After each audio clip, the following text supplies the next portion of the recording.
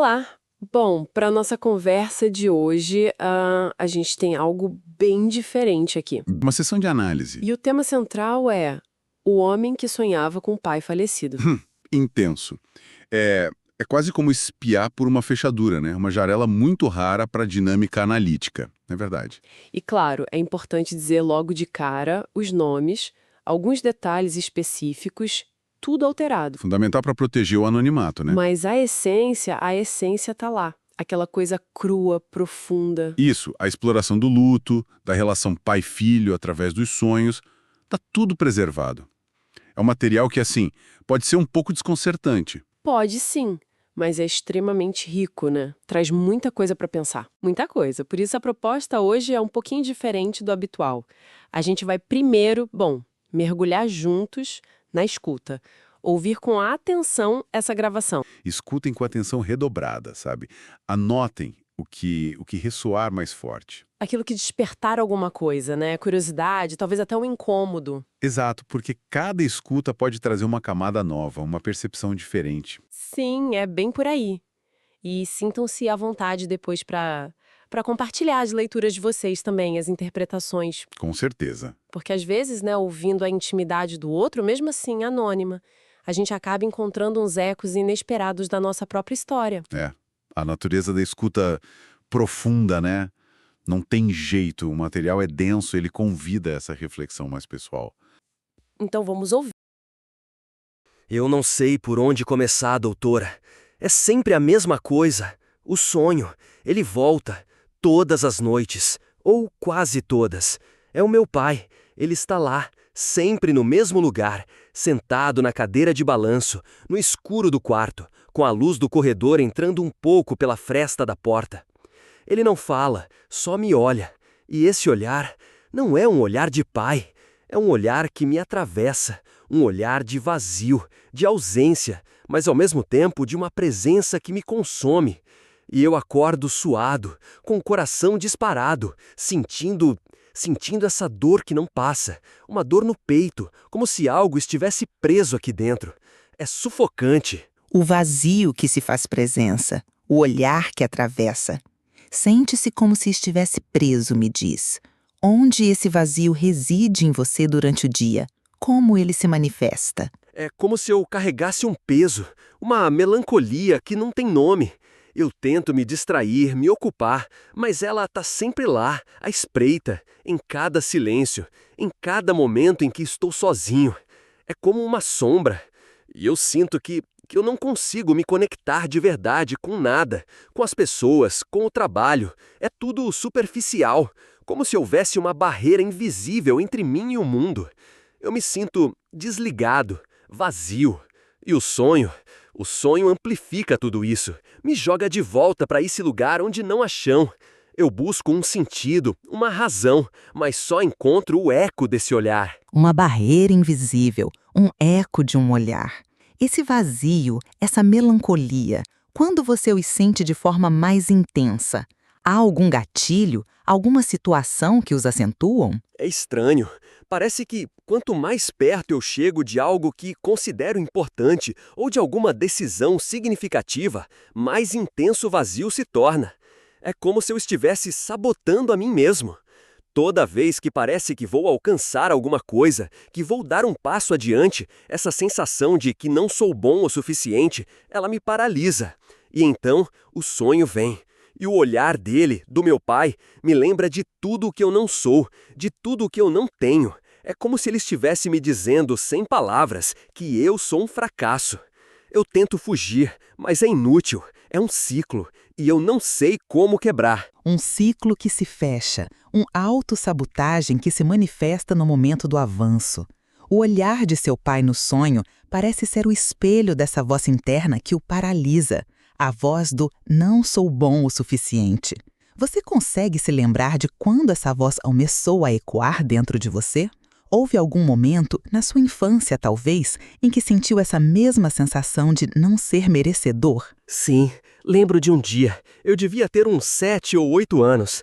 Meu pai tinha um projeto de marcenaria na garagem. Ele era muito bom com as mãos. E eu queria ajudar, queria ser como ele. Peguei um pedaço de madeira e tentei cortar, do jeito que ele fazia. Mas a serra escorregou e eu quase cortei o dedo. Ele veio correndo, tirou a serra da minha mão com força e gritou comigo. Disse que eu era desastrado, que não servia para nada, que eu só atrapalhava, que era melhor eu ficar longe. Eu senti uma vergonha tão grande e raiva de mim mesmo por não conseguir e dele por ter falado aquilo. Ele nunca mais me deixou ajudar em nada. Depois disso, eu só observava de longe. E o olhar dele era o mesmo olhar do sonho, de decepção. O eco daquela voz, o peso daquele olhar. Não sirvo para nada, só atrapalho. Essa cena, essa dor do passado, como ela se manifesta no seu corpo hoje, nesse exato momento? Há alguma sensação física que emerge? É estranho. Sinto um aperto no peito, exatamente onde o vazio mora. E nas mãos, as mãos formigam, como se ainda doesse o quase corte. E tem um nó na garganta, como se eu quisesse gritar, mas não consigo. É como se meu corpo guardasse a memória daquele dia, daquela humilhação e da raiva que ficou presa. Eu nunca falei sobre isso com ninguém. Guardei para mim, sempre. O corpo que fala o não dito, a raiva aprisionada, o formigamento nas mãos, o nó na garganta. Seu corpo expressa o que a boca silenciou. E o seu pai, depois daquele dia, ele alguma vez tentou se aproximar ou a distância se manteve, uma barreira invisível entre vocês, como a que você descreveu sentir com o mundo? A distância virou um abismo. Ele se fechou, eu me fechei. Nossa comunicação passou a ser feita de silêncios, de coisas não ditas. E eu buscava a aprovação dele, mas ele nunca me olhava, nunca me elogiava. E eu sentia que, para ele, eu era apenas uma presença, não um filho. Eu tentava chamar atenção de várias formas, tirava boas notas, me esforçava nos esportes, mas ele estava sempre ausente, mesmo quando presente. E essa ausência me doía mais do que qualquer briga. É como se eu estivesse sempre em busca do reconhecimento de um fantasma. E o sonho é a prova de que ele ainda me persegue, mesmo depois de morto. Um fantasma que o persegue, não por uma presença ativa, mas pela ausência que se tornou um abismo, a busca por um reconhecimento que nunca veio, um desejo do outro que o marcou profundamente. E essa ausência, essa falta, como ela se manifesta nas suas relações atuais? Você percebe um padrão, uma repetição nesse desejo de ser visto, de ser validado? Sim, é assustador, na verdade. Eu me vejo buscando em todas as minhas relações aquilo que eu nunca tive. Eu me esforço demais para agradar, para ser perfeito. Tenho medo de decepcionar, de ser abandonado. E acabo me anulando. Me sinto sempre em segundo plano, como se a minha própria existência dependesse da aprovação do outro. E quando não consigo, quando me sinto não correspondido, a raiva volta, aquela mesma raiva da infância. A raiva que não consigo expressar, que fica aqui dentro me corroendo. E o vazio se intensifica. É um ciclo vicioso. Eu me sinto preso a essa necessidade, a essa busca incessante. E o sonho é o lembrete de que eu sou apenas um reflexo do que ele queria que eu fosse. Um reflexo distorcido. Um reflexo distorcido, um desejo que se repete e o aprisiona. Essa raiva que retorna, que o corrói, o que ela busca liberar? O que ela realmente quer expressar se pudesse ter voz? Eu diria que ele me roubou de mim mesmo, me roubou a capacidade de ser, que a ausência dele me marcou mais do que qualquer presença, que o olhar dele me condenou a uma vida de busca por algo que nunca terei. Eu diria que eu odeio a forma como ele me fez sentir, e que mesmo morto ele ainda me assombra, que eu só quero me livrar desse peso, dessa sombra. Eu só quero ser livre do olhar dele, livre do meu próprio vazio. Livre do olhar dele, livre do seu próprio vazio. Essa é a verdade que emerge dessa fúria aprisionada. O desejo de ser, de ocupar seu próprio lugar, desvencilhando-se da sombra daquele que lhe negou. E o que seria essa liberdade para você? como ela se manifestaria em sua vida se você pudesse finalmente alcançá-la. Eu não sei. Acho que seria como respirar pela primeira vez. Não ter mais esse peso no peito. Não me sentir sempre em dívida, sempre buscando a aprovação de alguém que não está mais aqui e que nunca me deu o que eu precisava. Seria poder tomar minhas próprias decisões, sem o medo de errar, sem a sensação de que não sou bom o suficiente. Seria conseguir me amar, talvez, olhar para mim mesmo sem o olhar dele me julgando. Seria encontrar um propósito que não fosse o de preencher o vazio de outra pessoa, ou de me provar a um fantasma. Seria ser completo, mesmo que eu ainda não saiba o que isso significa, mas eu sinto que é o caminho.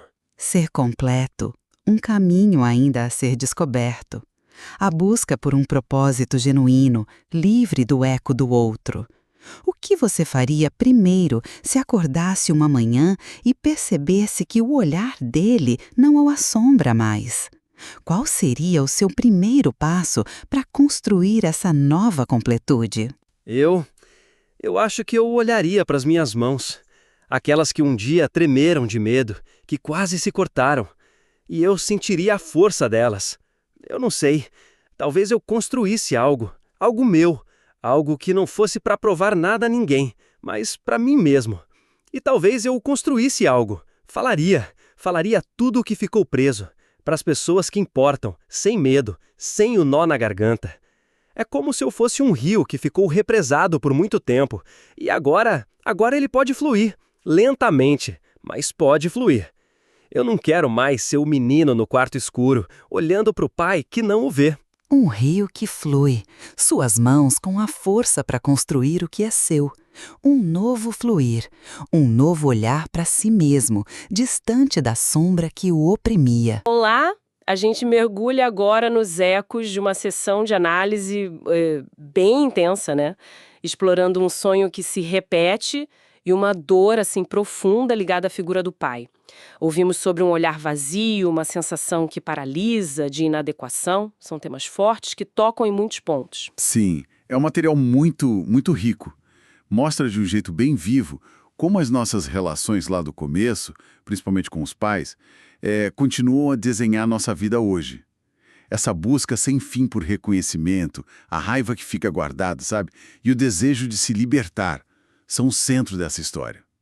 Vamos então olhar mais de perto esses pontos importantes. O começo de tudo é esse sonho, né? O sonho com o pai, que perturba. A descrição é forte. O olhar que não vê, que atravessa a pessoa, um vazio que vira quase uma presença ali. Dá para sentir a angústia, uma paralisia que parece ser um reflexo das dificuldades reais na vida da pessoa, não é? Exatamente. O sonho, nesse caso, funciona quase como um palco. É onde o inconsciente coloca em cena o conflito principal que não foi resolvido. Esse olhar vazio do pai no sonho, muito provavelmente, é a imagem daquela autocrítica interna, sabe? Aquela voz que fica dizendo, você não é bom o bastante, não vai dar conta. E o curioso é como essa voz parece ficar mais alta justamente quando a pessoa está quase conseguindo avançar ou precisa tomar uma decisão importante. Aí vem os tropeços, uma autossabotagem quase que automática. E essa voz crítica, essa coisa de se achar insuficiente, tem uma origem bem clara na análise, que é aquela lembrança da infância, o episódio na marcenaria. As palavras do pai, desastrado, não serve pra nada, parece que, nossa, marcaram fundo. É impressionante pensar como um momento, palavras ditas talvez sem tanta intenção, ecoam por décadas. E não só na cabeça, mas no corpo, né? O aperto no peito que foi mencionado, o formigamento nas mãos, aquele nó na garganta. Com certeza, o corpo guarda as marcas daquilo que a gente não conseguiu dizer, que não elaborou. A humilhação que aquele menino de 7 anos sentiu, a raiva que ele engoliu, ficou tudo ali, gravado. Não é só uma memória, é uma sensação que continua viva.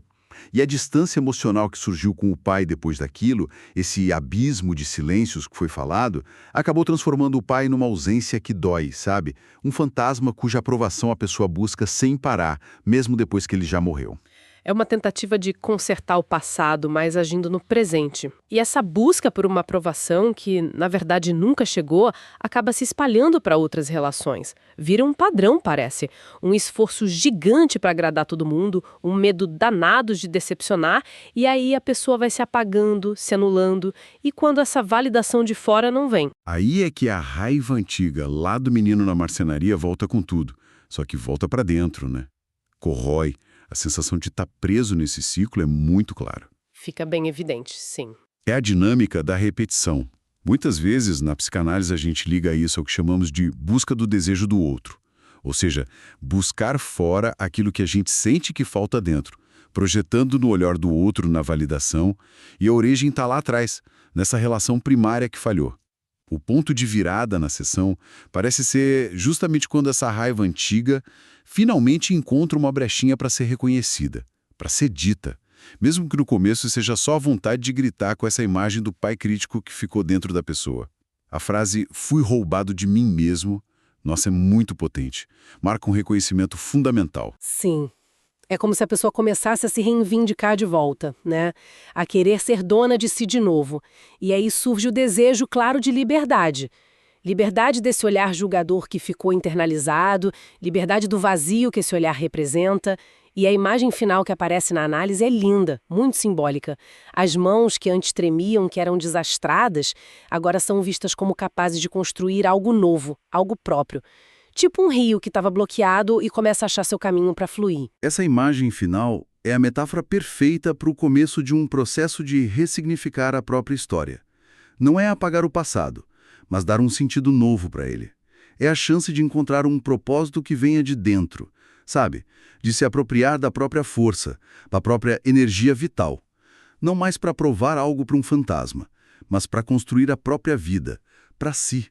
É o início do caminho para ser completo, como foi dito na sessão.